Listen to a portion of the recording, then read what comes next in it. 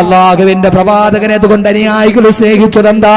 ഒരാൾക്ക് മറ്റൊരാളോട് സ്നേഹം തോന്നാനുള്ള രണ്ടാമത്തെ കാരണം അവന്റെ വ്യക്തിത്വമാണെങ്കിൽ അള്ളാഹുവിന്റെ പ്രവാചകന്റെ വ്യക്തിത്വത്തെ വെല്ലാൻ കഴിയുന്ന ഒരൊറ്റ വ്യക്തിത്വം പോലും ലോകചരിത്രത്തിന്റെ ഇന്നലകളിൽ കഴിഞ്ഞു പോയിട്ടില്ല എങ്കിൽ ഇന്നും മദീന റൗളയുടെ ഓരത്ത് വിശ്രമിക്കുന്ന പ്രവാചകന്റെ തിരുസദസ്സിലേക്ക് ആയിരക്കണക്കിന് അനുയായികൾ ഒരു തീർത്ഥാടകരെ പോലെ കടന്നു ചെല്ലുമ്പോ വർത്തമാനകാല ലോകത്തിൽ നിന്ന് കടന്നു പോയിട്ട് 14 നൂറ്റാണ്ട് തികഞ്ഞിട്ടും ഇന്നും ഈ വേളാവൂർ പള്ളിയുടെ മുന്നിലിരിക്കുന്ന എന്റെയും നിങ്ങളുടെയും മനസ്സിൽ അല്ലാഹുവിന്റെ റസൂൽ എന്ന് പറയുമ്പോൾ കേൾക്കുമ്പോൾ ഉണ്ടാകുന്ന വല്ലാത്തൊരു അനുഭൂതി ഉണ്ടല്ലോ, വല്ലാത്തൊരു സ്നേഹമുണ്ടല്ലോ.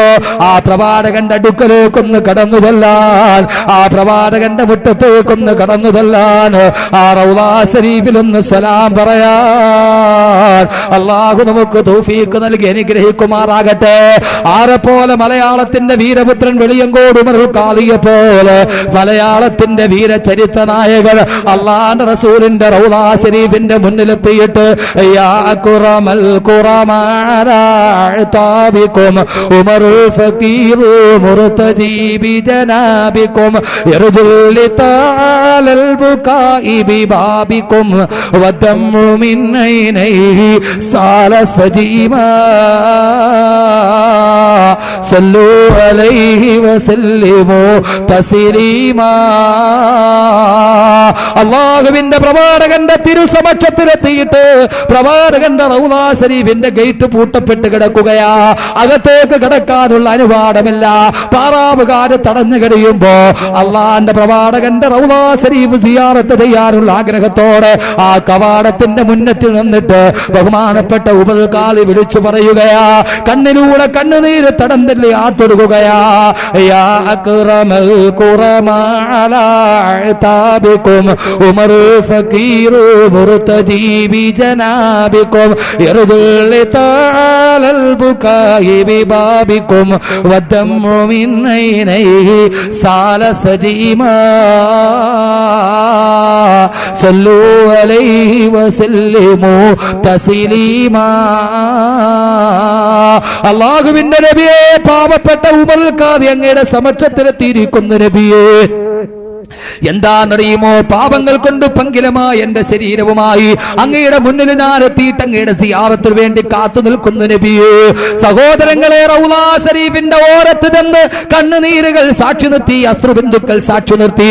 മരണത്തിന് ശേഷം 14 നൂറ്റാണ്ട് കഴിഞ്ഞിട്ടും അനുയായികളുടെ മനസ്സിൽ ഒരു മായാത്ത വിഗ്രഹം പോലെ, ഒരു കനക വിഗ്രഹം പോലെ പ്രതിഷ്ഠിക്കപ്പെട്ട ഏറ്റവും വലിയ വ്യക്തിത്വത്തിന്റെ ഉടമേ നബി മുഹമ്മദ് മുസ്തഫ. വിവിധമായ മേഖലകളിലൂടെ പാവങ്ങളുടെ പുനരുദ്ധാരകനായി, അനാഥകളുടെ സംരക്ഷകനായി, സ്ത്രീത്വത്തിന്റെ വിമോചകനായി ലോകത്ത് പ്രവാചകന്റെ വ്യക്തിത്വം പറയാൻ ഒരാൾക്കും കഴിയില്ല. ആ പ്രവാചകനെ കുറിച്ച് ചിന്തിക്കാൻ ഒരാൾക്കും കഴിയില്ല. അതുകൊണ്ടാണ് ഇമാം ബൂസൂരി പറഞ്ഞത്, അള്ളാന്റെ പ്രവാചകനെ കുറിച്ച് പറയാൻ എന്റെ വാക്കുകൾ ഞാൻ ഇവിടെ നിർത്തുകയാ. അള്ളാന്റെ പ്രവാചകനെ കുറിച്ച് പറയാൻ ആർക്കാ കഴിയുക? ഇമാം ബൂസൂരിയുടെ വാക്കുകൾ കടമെടുക്കട്ടെ. ഇമാം ബൂസൂരി അങ്ങേക്ക് അല്ലാഹു അനുഗ്രഹം നൽകട്ടെ. കശംസി തൽഹറു للعينين من بعدي صغيرة وتوكل لطرف من نميمي. ഇമാം ബൂസൂരി അല്ലാഹുവിന്റെ പ്രവാചകനെ കുറിച്ച് പറഞ്ഞതാ. പ്രവാചകൻ എന്ന് പറഞ്ഞാൽ കശംസി, ഒരു സൂര്യനെ പോലെയാ.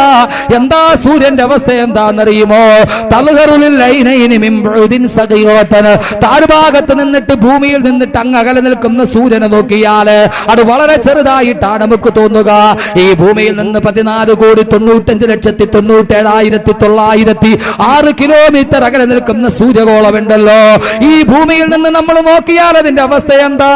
തൽഹറുൽ ഐനൈനി മിൻ ബുഅദിൻ സഗീറ, അങ്ങ് അകലോട്ട് നോക്കുമ്പോൾ ചെറിയൊരു പപ്പടവട്ടത്തിൽ ആ സൂര്യനെ കാണുക. അതിനെക്കുറിച്ച് നമുക്കൊന്നും അറിയാൻ കഴിയില്ല. അങ്ങ് അകലെ നിന്ന് നോക്കിയാൽ സൂര്യനെ കുറിച്ചൊന്നും അറിയില്ല. പക്ഷയോ വതുകില്ലു തർഫ മിൻ നമിമി, അതിന്റെ അടുക്കലേക്ക് ചെന്നാൽ പെട്ടെന്നാന്ന് കരിയാലോ, ചൂട് കാരണാൽത്ത് കത്തിക്കരിച്ച് ഈ ആമ്പാട്ടകളെ പോലെ തകർന്നു വീടും. അള്ളാന്റെ പ്രവാചകർ ഇങ്ങനെയാ.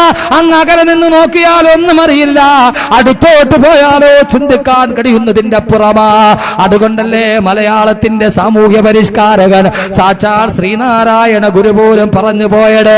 പ്രവാചകന്റെ വ്യക്തിത്വം കണ്ടപ്പോ ശ്രീനാരായണ ഗുരു പോലും പറഞ്ഞു പോയത്രേ, പുരുഷാകൃതി പൂണ്ട ദൈവമോ നരദിവ്യാകൃതി പൂണ്ട ധർമ്മമോ പരമേശ പവിത്ര പുത്രനോ കരുണാവാൻ നബി മുത്തുരത്നമോ.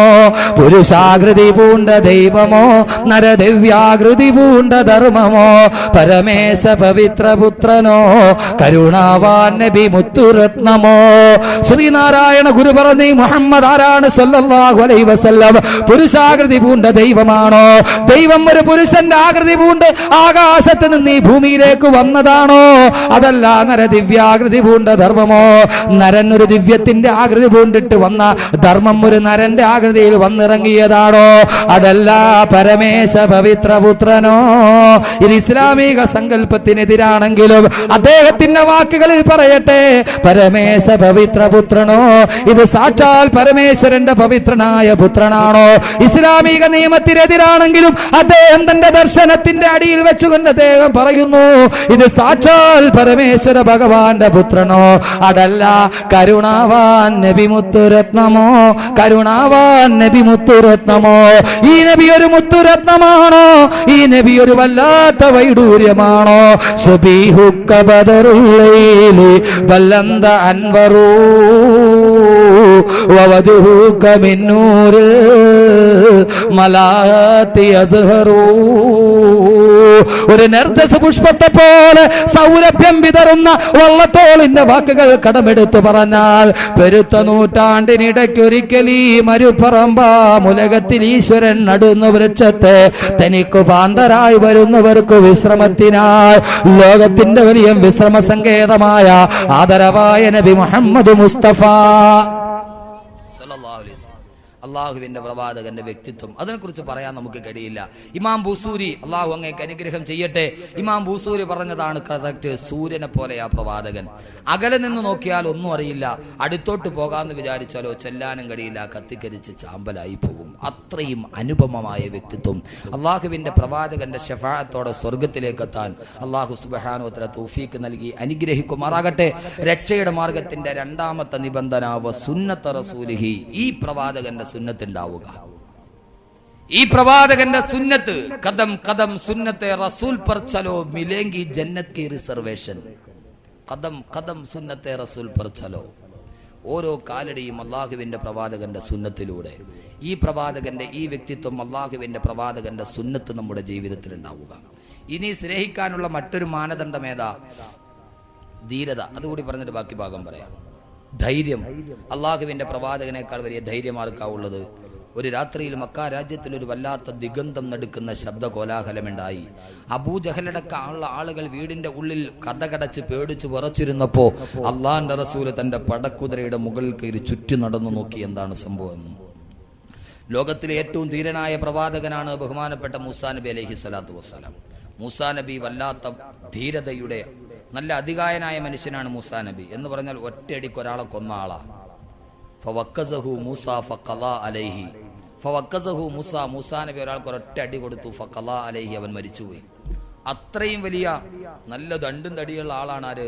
ബഹുമാനപ്പെട്ട മൂസാ നബി. നല്ല തണ്ടും തടിയുള്ള ആൾ. മൂസാ നബി ഏറ്റവും വലിയ ധീരനായ പ്രവാചകനാണ്. ഒരൊറ്റ അടിക്ക് ഒരാളെ കൊന്ന ആളാ മൂസാ നബി അലൈഹി സ്വലാത്തു വസ്സലാം.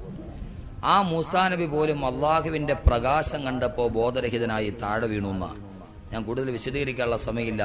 പക്ഷേ അള്ളാഹുവിന്റെ പ്രവാചകൻ നബി മുഹമ്മദ് മുസ്തഫ മിഅ്റാജിന്റെ രാത്രിയിൽ പാതിരാത്രിയിൽ ഉമ്മുഹാനി റളിയല്ലാഹു തആല അൻഹയുടെ വീട്ടിൽ കിടന്നുറങ്ങിയ പ്രവാചകൻ ജിബ്രീൽ അലൈഹി സ്വലാത്തു വസ്സലാമിന്റെ അകമ്പടിയോടെ ബുറാഖ് എന്ന അതിശീഘ്ര വാഹനത്തിൽ കയറി ഉമ്മുഹാനിയുടെ വീട്ടിൽ നിന്ന് മസ്ജിദുൽ ഹറാമിലേക്കും അവിടെ നിന്ന് മസ്ജിദുൽ അഖ്സയിലേക്കും അവിടെ നിന്നും സപ്തവാനങ്ങളും താണ്ടിക്കടന്ന് അള്ളാഹുവിന്റെ ആലമുൽ ജബറൂത്തും മലക്കൂത്തും നാസൂമുത്തും ഒക്കെ താണ്ടിക്കടന്ന് ഒന്നാനാകാശവും രണ്ടാനാകാശവും മൂന്നാനാകാശവും നാലാനാകാശവും അഞ്ചാം ആകാശവും ആറാം ആകാശവും ഏഴാം ഏഴാം താണ്ടിക്കടന്ന് അതീവ രഹസ്യമായ അഭൗതികമായ അനന്യ സാധാരണമായ അതീന്ദ്രിയമായ കഴിവുകൾ കൊണ്ട് മാത്രം ദർശിക്കാൻ കഴിയുന്ന അള്ളാഹുവിന്റെ അത്യുന്നതമായ ആഖിറത്തിന്റെ അതിസീമകൾ മുഴുവനും ലംഘിച്ച് മലക്കായ പ്രകാശം കൊണ്ട് സൃഷ്ടിക്കപ്പെട്ട ജിബ്രീലിന് പോലും കടന്നെത്താൻ കഴിയാത്ത, ജിബ്രീലിന് പോലും പ്രവേശനാനുമതി നിഷേധിക്കപ്പെട്ട പ്രത്യേകമായ സാഹചര്യം കൊണ്ട് ജിബ്രീലിന് പോലും താങ്ങാൻ കഴിയാത്ത, അള്ളാഹു ശക്തമായ പ്രകാശത്തിൽ നിന്ന് സൃഷ്ടിക്കപ്പെട്ട മലക്കിന് പോലും ചെന്നെത്താൻ കഴിയാത്ത രഹസ്യങ്ങളുടെ കലവറയും കടന്ന് ലോകത്തിന്റെ സർവാധിനാഥനും സർവാധിപതിയും സർവേശ്വരനും സർവസ്വവും സർവാധിനാഥനുമായ അള്ളാഹുവിന്റെ സമക്ഷത്തിലെത്തി അത്തഹിയാത്തുൽ മുബാറകാത്തു സലവാത്തു തയ്യിബാത്തു ലില്ലാഹി അസ്സലാമു അലൈക അയ്യുഹൻ നബിയ്യു റഹ്മത്തുള്ളാഹി വബറകാതുഹു അസ്സലാമു അലൈനാ വഅലാ ഇബാദില്ലാഹി സ്വാലിഹീൻ അള്ളാഹുവിന്റെ മുന്നിൽ തിരുമുൽ കാഴ്ചയും നടത്തി അള്ളാഹുവിനെ ലോകത്തിന്റെ ഈ പ്രപഞ്ചത്തിന്റെ മുഴുവനും സർവസ്വരൂപത്തെ തന്റെ മുന്നിൽ ചെന്ന് മുഖാമുഖം സംഭാഷണം നടത്തി തിരിച്ചു വരാൻ അള്ളാഹുവിന്റെ പ്രവാചകന് കഴിഞ്ഞുവെങ്കിൽ അതിനേക്കാൾ വല്ലാവുന്നൊരു ധീരത ലോകത്തിനില്ല. ഈ ലോകത്തിന്റെ സർവാധിനാഥന്റെ മുന്നിൽ ഒരു ചാൺ മുന്നിൽ ചെന്നിട്ട് അഭിമുഖ സംഭാഷണം നടത്തി തിരിച്ചു വരാൻ അള്ളാന്റെ പ്രവാചകന് കഴിഞ്ഞാൽ അതിനേക്കാൾ വലിയൊരു ധൈര്യം ലോകത്തില്ല. ഉണ്ടോ? സപ്തവാനങ്ങളെ താണ്ടിക്കടന്ന അള്ളാന്റെ മുന്നിലെത്തി 7 ആകാശവും അതുമായിട്ട് തിരിച്ചു വന്നു. 50 വക്കത്ത് നമസ്കാരമായി. മൂസാ നബി പറഞ്ഞു, അങ്ങയുടെ ആ സമൂഹക്കാരും മടിയന്മാരാണ്, അതുകൊണ്ട് പോയി നമസ്കാരം കുറച്ചു തരാൻ പറയാം. 45 പിന്നീട് 40 35 9 പ്രാവശ്യം പ്രവാചകൻ അങ്ങോട്ടും ഇങ്ങോട്ടും നടന്നു ആഖിറത്തിലൂടെ. എന്തൊരു ധൈര്യമാത്! മൂസാ നബിയുടെ അടുക്കൽ നിന്ന് അള്ളാന്റെ അടുക്കലേക്ക്, അള്ളാന്റെ അടുക്കൽ നിന്ന് മൂസാ നബിയുടെ അടുക്കലേക്ക് 9 പ്രാവശ്യം പ്രവാചകൻ നടന്നു. അവസാനം 5 വക്കത്ത് നമസ്കാരമായിട്ട് തിരിച്ചു വന്നു. ആദ്യം പ്രവാചകൻ 50 വക്കത്ത് നിസ്കാരം ഓടുന്നത്, പിന്നീട് 9 പ്രാവശ്യം പോയി 5 ആക്കിയത്. അള്ളാന്റെ പ്രവാചകൻ 9 പ്രാവശ്യം പോയി 5 ആക്കി. ചേകന്നൂർ ആരോട് ചോദിക്കാതെ വീണ്ടും 3 ആക്കി. അള്ളാന്റെ പ്രവാചകൻ 5 ആക്കി കൊടുത്തു. ചേകന്നൂർ എന്ത് ചെയ്തു? അതിനെ വീണ്ടും 3 ആക്കി. അതുകൊണ്ട് എന്ത് പറ്റി? JCB മുസ്ലിയാർ അസ്ഥി പോലും കിട്ടിയില്ല. JCB മുസ്ലിയാർ അറിഞ്ഞൂടെ? ചേകന്നൂര് JCB കൊണ്ട് തോണ്ടിയിട്ട് ഇതുവരെ കിട്ടിയിട്ടില്ല. ഒരു 10-12 വർഷം മുമ്പ് വാതിന് പോകാതെ ഇതുവരെ തിരിച്ചു വന്നിട്ടില്ല. എന്തോ ഒരു വാദമായിരിക്കും അത്. എന്റെ പ്രിയപ്പെട്ട സഹോദരങ്ങളെ, ധൈര്യത്തിന്റെ കാര്യത്തിലും പ്രവാചകനെ